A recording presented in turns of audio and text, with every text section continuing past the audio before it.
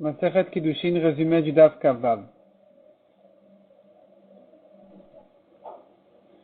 Ici, on va voir comment on acquiert des biens immobiliers ou des biens mobiles.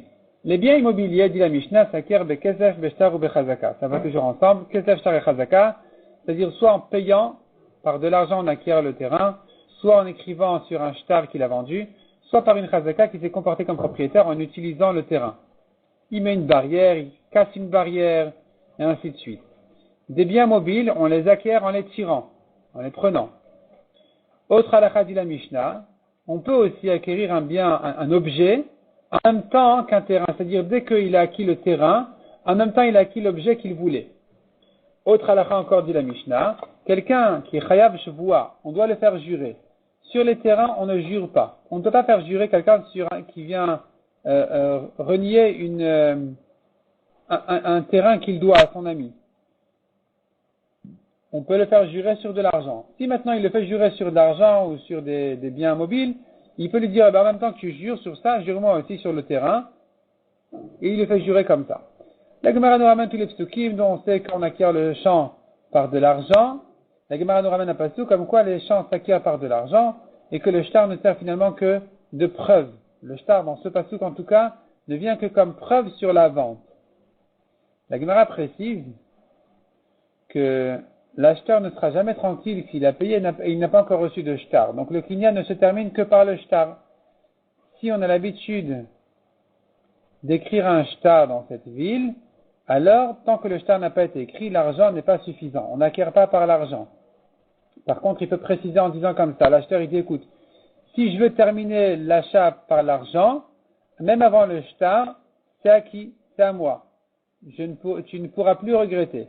Et si moi je regrette, alors je désire n'acquérir que par le shtar. Puisqu'on a ici l'habitude de faire un shtar, alors effectivement, je veux que la vente se termine par le shtar uniquement et pas avant, donc je pourrais encore regretter et changer d'avis. On a vu encore dans la Mishnah, on peut faire aussi un kinyan sur un terrain par un shtar. À nouveau, on a les psukim qui apprennent que le shtar peut servir pour acquérir un terrain. Et la Gemara dit aussi ici que le shtar n'est bien que quand il s'agit d'un cadeau, mais quand c'est une vente, puisque le vendeur n'est pas tranquille avec le shtar tant qu'il n'a pas encore reçu l'argent, le shtar ne termine pas la vente, il faut aussi l'argent. La Gemara ramène là-dessus une objection et elle résout le problème.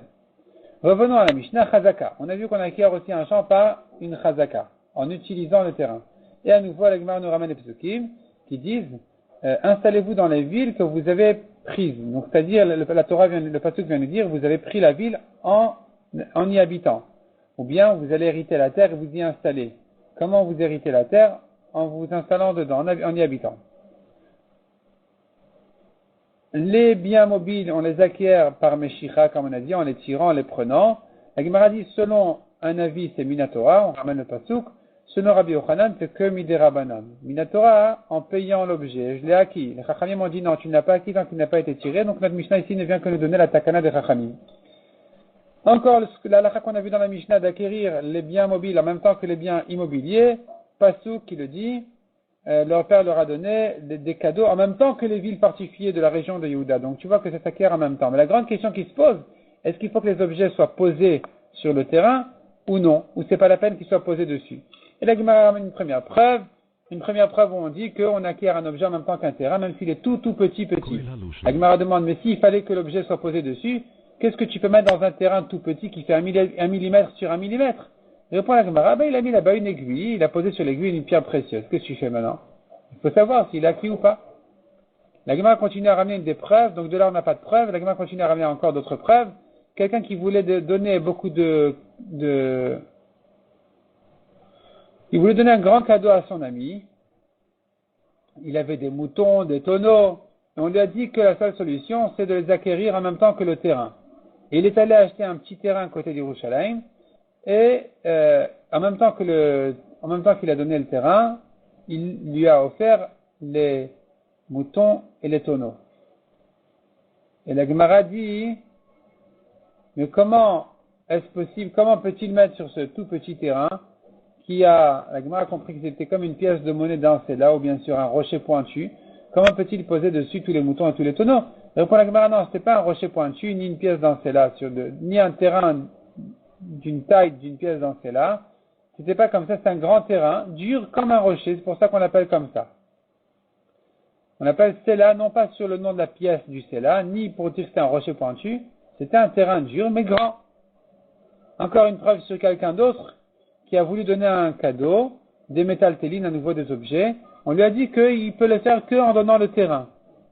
Il a acheté un petit terrain, il a donné un téphar sur un téphar, en disant qu'en même temps qu'il lui donne le téphar sur le téphar, il n'a qu'à acquérir ses moutons et ses tonneaux. Il revient à la question de comment on peut mettre sur un téphar des moutons et des tonneaux. C'est la preuve qu'on n'a pas besoin qu'ils soient posés dessus. La Gemara dit non, peut-être qu'il a donné la valeur, leur prix. En argent, il lui a donné. Il a donné en argent, donc c'est pas, et il a posé l'argent dessus, sur le terrain. Donc c'est pas la preuve ici c'est donc pas la preuve ici de dire qu'il fallait, que c'est pas la peine que ce soit posé dessus. Il se peut que ça doit être dessus. On n'a pas de preuve de là. La Gemara continue à discuter dessus. Si on a une preuve de là, on n'a pas une preuve de là. Finalement, la Gemara repousse la preuve et continue à rechercher. Encore une preuve de Rabban Gamliel, qui était sur le bateau et qui a donné au Chachamim les prélèvements de sa récolte de loin, en leur disant, écoutez, je vous loue l'endroit, le terrain en dessous de cette récolte, et en même temps que tu acquiers ce terrain, tu acquiers la récolte qu'il y a dessus. Pourquoi il leur a donné le terrain qui est en dessous de la récolte? Il avait qu'à leur donner un autre terrain aussi, c'est bon. La Gemara dit non, ça c'est pour des raisons techniques, il ne voulait pas les embêter, à leur dire, écoutez, votre récolte me dérange ici, débarrassez-la d'ici. C'est pour ça qu'il leur a loué le terrain qui est en dessous de la récolte, pour qu'ils disent, ça va, le terrain il est louable. Moi, je peux laisser pour l'instant la récolte tant que le temps de la débarrasser de là. L'Egma ramènera dans le DAF suivant encore d'autres preuves et va conclure à prouver qu'on n'a pas besoin que les objets soient posés sur le terrain. Il peut les acquérir même de loin, il n'y a pas de problème. En même temps qu'il a acquis le terrain, il a acquis les objets aussi.